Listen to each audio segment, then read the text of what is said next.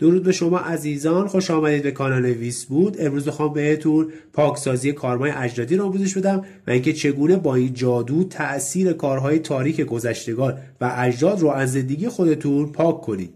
ببینید، زمانی که شما به دنیا میاید فقط DNA و ژنتیک پدرتون و اجدادتون به شما منتقل نمیشه، بلکه تمام رفتارهای خوب و رفتارهای بد اونها مثل استرس هاشون، ترس هاشون، تجربیات خوب و خوششون و تجربیات ناراحتی و تلخ اونها و حتی الگوهای عاشقانه و عاطفیشون به شما منتقل میشه. چون زمانی که شما به دنیا میاید همراه با ژنتیک شما تمام این مواردی که بهتون گفتم به روح و جسم شما منتقل میشه، به این شکل که اگه پدر و اجداد شما در زندگی خودشون استرس داشتن و یا ترومایی داشتن و ترومایی رو تجربه کردن یا وقایعی رو در زندگیشون چه خوب چه بد تجربه کرده باشن، اون لحظات فقط روی اونها تأثیر نذاشته، بلکه اون ژنتیکی که شما ازش خلق شدید و آفریده شدید متأثر از این تجربیات بوده. به عنوان مثال بذارید راحت‌تر و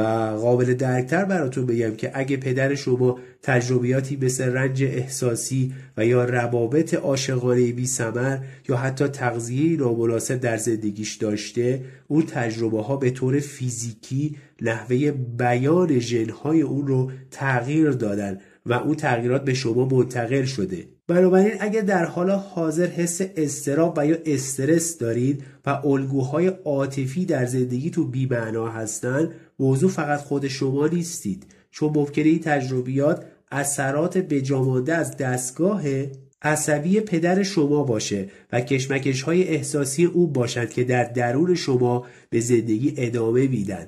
و اما شگفت انگیز در این بخش اینه که شما میتونید این موضوع رو تغییر بدید و کارمای اجدادی رو به شکل کامل پاکسازی کنید و اون هم از جادویی که امروز به شما آموزش میدم هست عزیزانم. پس حتما تا آخر این ویدیو رو مشاهده کنید و به نکات آخر ویدیو دقت کامل داشته باشید. و اما وسایلی که برای انجام این جادو نیاز دارید: شما به یک شمع سفید و یک شمع نقره‌ای و یک ماژیک بنفش و یک کاغذ سفید مربع در سایز متوسط و یک عود مریم گلی و یک لیوان آب خورشیدی. عزیزانی هم که نمیدونن آب خورشیدی چگونه تهیه میشه، من قبلا به شما عزیزان طرز تهیه آب خورشیدی و آب ماه رو آموزش دادم و ویدیوشو در پایین دیسکریپشن همین ویدیو قرار دادم. بنابراین اگر عزیزانی که نمیدونن آب خورشیدی چگونه تهیه میشه، طرز تهیه آب خورشیدی و آب ماه رو در پایین دیسکریپشن همین ویدیو میتونید مشاهده کنید عزیزانم. و در انتها هم شما به 2 سوزن ته‌مرواریدی ته‌بشکی نیاز دارید عزیزان. حتما دقت کنید، من همیشه در جادوها بهتون تاکید میکنم که به رنگ سوزن‌ها، ته سوزن‌ها، ته‌مرواریدی هاشون دقت بکنید عزیزان. بنابراین در این جادوها به 2 سوزن ته‌مرواریدی ته‌بشکی نیاز دارید عزیزانم. و اما یک نکته مهم در مورد دیگ جادوگری به شما عزیزان بگم. یه سری عزیزان پرسیده بودن که چگونه میتونیم این دیگ جادوگری رو تهیه کنیم. همونطور که اگر آموزش‌های قدیمی‌تر من رو دیده باشید، به شما خیلی تاکید کردم که در وسایل جادوگری و تهیه وسایل جادوگری که یکی از مهمتریناش همین دیگ جادوگری بود، خیلی باید دقت داشته باشید و این وسایل رو برای خودتون داشته باشید عزیزانم. چرا که در بسیاری از جادوها با وسایل‌هایی که برای جادو استفاده می‌کنیم و به خصوص جادوهای متوسط تا پیشرفته خیلی اهمیت داره که وسایل و چیزهایی که برای اون جادو، چه هم از وسایل مصرفی هم از وسایلی که مثل همین وسایل ماندگاری هستن، باید ازشون دقت داشته باشید که حتما اون وسایل رو تهیه بکنید. و اما عزیزانی که نتونسته بودن دیگه جادوگری تهیه بکنن، چون تهیه دیگه جادوگری کمی مشکل هستش، بهشون توصیه می‌کنم که و به شما همه عزیزان توصیه می‌کنم اگر شما نمیتونید دیگه جادوگری تهیه کنید، حتما از ظرفی با آلیاژ چدن استفاده کنید عزیزانم. و این آموزش به این نکته رو همینجا پرانتز باز کنم بهتون بگم، این مهم هستش که عزیزان این دل بخواهی نیستش که در یه سری جادو حتما ما از سیری جادوگری استفاده کنیم و در یه سری دل بخواهی بخوایم دیگه جادوگری استفاده کنیم. اصلا اینطوری نیست عزیزانم. یک سری جادوها این آلیاژ ها خیلی مهم هستن. در یک سری جادوها ما از آلیاژ استیل، در یک سری از بس، در یک سری از چدن و در یک سری از همه این موارد همزمان استفاده می‌کنیم و این نکته خیلی مهمه و یک چیز به صورت دل بخواهی نیست عزیزانم. بنابراین این خیلی مهمه که شما در این جادو از دیگ جادوگری استفاده بکنید. یعنی آلیاژی که در این جادو نیاز هست آلیاژ چدن هست که جنس دیگ جادوگری هست عزیزانم. اما اگر نمیتونید دیگ جادوگری تهیه کنید مشکلی نداره، حتما ظرفی جایگزین میتونه کاسه چدنی باشه یا یک دیگ چدنی در سایز خیلی کوچیک‌تر باشه، فرق نداره. مهمش اینه که حتما از آلیاژ چدن باشه عزیزانم. بنابراین مهم نیستش که دیگ جادوگر حتما حالا شکل این دیگ جادوگری باشه، اصلا این اهمیت داره. فقط شما به جنس اون وسیله‌ای که در جادو استفاده می‌کنید باید دقت کنید.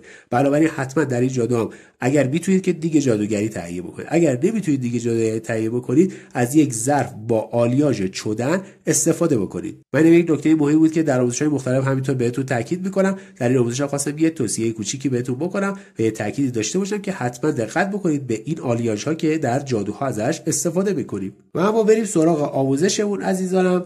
و اول از همه شما باید کاغذتون رو بردارید عزیزانم و قبل از شروع ترسیم سیجیلی که میخوایم داخل این دایره ترسیم بکنیم شما باید 2 دایره به همین اندازه هایی که میبینید ترسیم بکنید. از این نکته خیلی مهم هستش که این دایره ها به دیواره ها برخورد نداشته باشن و حتی به همدیگه برخورد نداشته باشن و این فاصله رو رعایت بکنید و نه فاصله زیاد نه فاصله کم. به همین اندازه که میبینید 2 دایره‌ای که مرکزشون یکی هستش با همدیگه ترسیم میکنید عزیزانم. برای شما باید 2 دایره در کاغذ مربع متوسطتون ترسیم بکنید که مرکزشون یکی باشه عزیزان. دقیقاً دقت بکنید این دایره ها رو باید ترسیم بکنید. اما در ادامه بخواید این سیجیل رو ترسیم بکنید شما عزیزان حتما دقت لازم رو داشته باشید که این سیجیل رو هم به شکل درست ترسیم بکنید. اول از همه نقطه میذارید مثل تمام سیجیل هایی که ترسیم کردیم و دقت لازم رو میذارید برای ترسیم سیجیلمون عزیزانم. همیشه بهتون این نکته رو تاکید کردم که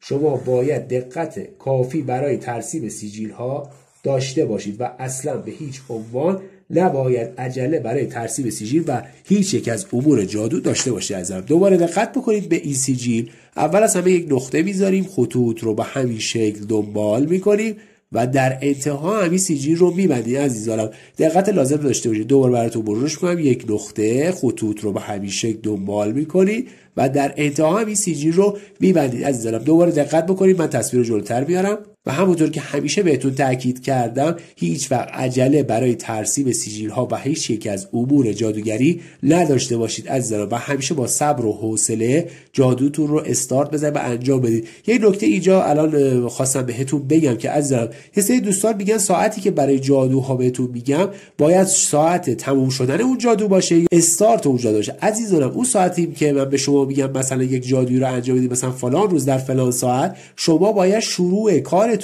در همون ساعت باشه. یعنی استارت کارتون باید در همون ساعت باشه عزیزانم و این نکته رو هیچ وقت اشتباه نگیرید. باید ساعت انجام اون جادوتون در اون بازه زمانی که بهتون میگم، اول اون ساعتی که بهتون میگم استارتش رو بزنید، در بازه زمانی هم که تعیین میکنم اون جادو رو باید ببندید و اون پورتالی که باز میشه رو همونطور باید اون پورتال بسته بشه و اون جادو کارش تموم شده باشه عزیزانم و جادوتون باید تا اون ساعت دیگه تموم شده باشه. بنابراین حتما به این ساعتایی که بهتون میگم و روزهایی که در مورد جادوها بهتون میگم دقت لازم رو داشته باشید که حتما باید جادو در ساعت و روز معین خودش انجام بشه و ساعتی هم که در اون روز جادو بهتون میگم انجام بدید باید ساعت استارت انجام اون جادو باشه و در اون بازه زمانی معین اون جادو تموم شده باشه و همونطور که پورتال باز میشه برای انجام جادو باید زمان بستن اون جادو هم پورتال بسته بشه عزیزانم، طبق اصولی که من به شما عزیزا در همه جادوها تاکید میکنم. و حالا که سیجیلمون رو ترسیم کردیم حالا باید 4 کنج کاغذمون عزیزانم باید 4 تا کد بنویسیم عزیزانم. کد رو هم من داخل دیسکریپشن براتون قرار میدم. مثل همیشه باید کدها رو بنویسید. از بالای چپ شروع میکنیم 981، کد بعدی 267 و کد پایینی سمت چپ 454 و کد آخرمون کد 8 هست عزیزانم. برای شما باید 4 تا کد هم 4 کنج کاغذ رو در جایگاهی که می‌بینید کد 981، کد 267، کد 454 و کد 8 رو در همین جایگذاری که می‌بینید قرار بدید عزیزانم. مثل همیشه که کدها و چندها و دعاها رو براتون داخل دیسکریپشن قرار میدم، این کد رو هم داخل دیسکریپشن در قسمت انتهای دیسکریپشن همین ویدیو براتون قرار میدم عزیزانم که شما بتونید عدد رو هم به شکل درست در جادوتون استفاده بکنید. و اما شما باید بعد از اینکه این کار رو انجام دادید حالا باید حرف یود رو در 4 کنج این کاغذ و این طلسم رو بنویسید عزیزانم. حرف یود یکی از حروف مهم عبری هست که در جادوها و طلسم‌های مختلف مورد استفاده قرار میگیره. عزیزانم دقت کنید به نوشتنش هم به همین شکلی هستش که می‌بینید. خطش رو دقت بکنید و به همین ترتیب باید حرف یود رو بنویسید. حالا باید 4 کنج کاغذتون حرف یود رو بنویسید. یکی از حروف مهم عبری حرف یود هست عزیزانم. همین حرفی که دارید مشاهدهش می‌کنید یکی از مهمترین حرف ها هست عزیزانم. بنابراین این رو دقت بکنید. اگر آموزش‌های قبلی رو دیده باشید بدونید که من همیشه تاکید کردم که حروف ها خودشون انرژی ها و فرکانس هایی دارن که حروف عبری جزو بهترین حروف ها برای داشتن فرکانس های مختلف جادوگری هستن عزیزانم. بنابراین حرف یود رو 4 طرف سیجیل بود داخل این 2 دایره می‌نویسیم عزیزانم. در جایگاه خودشون می‌نویسیم و ادامه جادومون رو انجام میدیم. خب عزیزانم حالا که طلسممون رو تهیه کردیم، طلسممون رو میذاریم کنار و 2 شمع سفید و نقره‌ایمون رو ور می‌داریم و کنار هم دیگه به هم چسبیده نگهشون می‌داریم و حالا باید سوزن‌های تحمل‌واریدیمون رو فشار بدیم و به هم دیگه این 2 شمع رو متصل کنیم عزیزانم. دقیقاً به همین ترتیبی که من دارم این کار رو انجام میدم. شما عزیزان یکی از سوزن‌ها رو باید از یک طرف فرو بکنید و اون یکی سوزن‌ها رو باید از اون یکی طرف فرو کنید. از دقت بکنید به همین ترتیبی که من براتون قرار دادم. دقت بکنید سوزن رو از این طرف فرو کردیم و حالا اون یکی سوزن رو می‌خوایم از اون طرفش فرو بکنیم عزیزانم و قرارش بدیم. خب عزیزانم به همین ترتیبی که می‌بینید 2 سوزن تحمل‌واریدی رو در جهت مخالف در 2 شمعمون فرو کردیم و حالا می‌خوایم این شمع رو داخل دیگ جادوگریمون قرار بدیم و ادامه جادومون رو انجام بدیم عزیزانم. خب عزیزانم حالا که شمعمون رو داخل دیگ جادوگری قرار دادیم حالا باید عودمون رو روشن کنیم و 3 دور تا دور شمعمون بچرخونیم و 49 بار دور تا دور طلسممون بچرخونیم و اجازه بدیم که عودمون تا انتها بسوزه و شمعمون رو هم روشن بکنیم. خب عزیزانم حالا که شمعمون رو روشن کردیم شما اگر آموزش‌های قبلی رو دیده باشید یک سری سیجی ها رو ما با بزاق دهانمون فعال می‌کردیم عزیزانم. اینم جزء همون دسته جادوها و طلسم‌ها و سیجیل ها هست عزیزانم. بنابراین انگشت اشاره‌تون رو هم به بزاق دهانتون آغشته می‌کنید و از همین بالا 4 کنج کاغذتون این بزاق دهانتون رو آغشته می‌کنید به کاغذ و یک بار هم کافیه دیگه نیازی نیست انجام بدید عزیزانم. بنابراین بعد از اینکه این کار رو انجام دادید این طلسم رو در وسط آلتارتون قرار میدید و آب خورشیدی رو در وسطش قرار میدید عزیزانم داخل همین دایره عزیزانم. حالا میخوایم اینجا یک چنتی رو بگیم عزیزانم. این چند خیلی مهم هست عزیزانم. بنابراین شما با من این چند رو تکرار بکنید و حتما یادش بگیرید و بعد از اینکه مسلط شدید بهش این جادو رو انجام بدید و حالا دست هاتون رو به همین حالت نگه می‌دارید به حالت عبادت نگه می‌دارید و این چند رو تکرار می‌کنید عزیزانم و چند این هست: یهی قدزون شهوایود و ها خطاییم شلهادو ها کدم یسلیخو. یک بار دیگه: یهی قدزون شهوایود و ها خطاییم شلهادو ها کدم یسلیخو. یک بار دیگه براتون تکرارش میکنم: یهی قدزون شهوایود و ها خطاییم شلهادو ها کدم یسلیخو. عزیزانم این چت رو براتون به همیشه در دیسکریپشن قرار میدم عزیزانم. بنابراین شما میتونید در دیسکریپشن در قسمت انتهای دیسکریپشن این چت رو با اعراب گذاری کامل مشاهده بکنید و یادش بگیرید عزیزانم. خب بنابراین شما بعد از اینکه این چت رو یاد گرفتید و مشاهده کردید و مسلط شدید بهش شما باید در زمانی که دارید این جادو رو انجام میدید و همین لحظه جادو که رسیدید شما باید 283 بار این چنت رو به همین حالت عبادت که نشستی رو به این آلتارتون فضای محرابتون باید 283 بار این چنت رو تکرار بکنید و به آب ماه بدمید عزیزانم. یه سری دوستان سوال کرده بودن که هر بار مثلا یک سری چنت هایی که به عنوان مثال همین آموزش یک سری چنت ها مثلا 283 بار هست شما باید 283 بار چنت رو تکرار بکنید بعد به آب بدمید یا اینکه هر بار که تکرار میکنید باید بدمید. باید بهتون بگم که عزیزانم شما هر باری که تکرار میکنید چنت رو یک بار باید فوت بکنید به آب و اون چنت رو وقتی که تکرار کنید باید بدمید به آب عزیزانم. هر یک بار باید یک بار این کار رو انجام بدید. برای همونطور که بهتون گفتم این چنت رو باید 283 بار تکرار کنید و به آب خورشیدیتون بدمید عزیزانم. و نکته مهم بعد از انجام این کار اینه که بعد از اینکه این کار رو انجام دادید یک لحظه مکث میکنید و این لحظه آرامش میگیرید عزیزانم و بعد از خوندن این چنت به این تعدادی که گفتم به این حالت دمیدن به آب خورشیدی شما آب رو برمی‌دارید و با دو دستتون صورت و گردن و فرق سر و بازوها و آرنج و رانهاتون رو و در نهایت پاهاتون کف پاهاتون رو با این آب تطهیر میکنید. عزیزم دقت بکنید، با این دو دست میزنید داخل آب، هر نقطه‌ای که بیتونید در بدنتون تماس داشته باشه بیتونید مثل صورت، پشت گردن، فرق سر، این رو جاهای مهمی هستن عزیزم. دو دست دو داخل آب میزنید و به صورت، پشت گردن، فرق سر، بازوها و آرنج ها، رانها و در نهایت کف پاهاتون این آب رو میمالید و خودتون رو تطهیر میکنید عزیزم و در نهایت از ماورا سپاسگزاری میکنید و از این طریق کارمای اجدادی شما پاکسازی میشه عزیزم و کارمای منفی و تاریک گذشتگان و اجداد دیگه در زندگی شما وجود نخواهند داشت عزیزانم.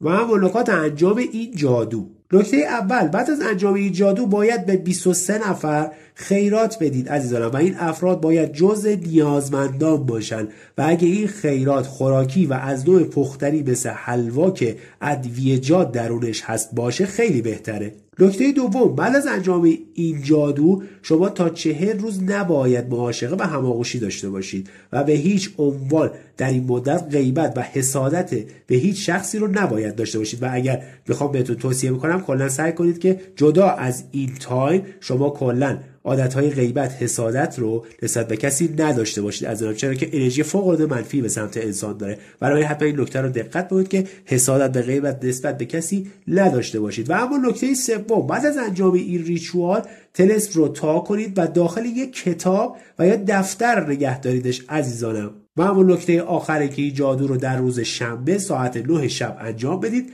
و در روز و ساعت دیگری انجام نشه عزیزانم. امیدوارم که از این آموزش لذت برده باشید. اگر لذت بردید حتما لایک و سابسکرایب کنید تا آموزش‌های این چنین رو از دست ندید و اگر سوال یا نظری داشتید حتما در کامنت‌ها برام بنویسید، نظر و به شما از آن پاسخ خواهم داد. و اگر این آموزش رو مفید دیدید حتما با دوستانتون به اشتراک بذارید. شب و روزتون خوش و خرم باشه.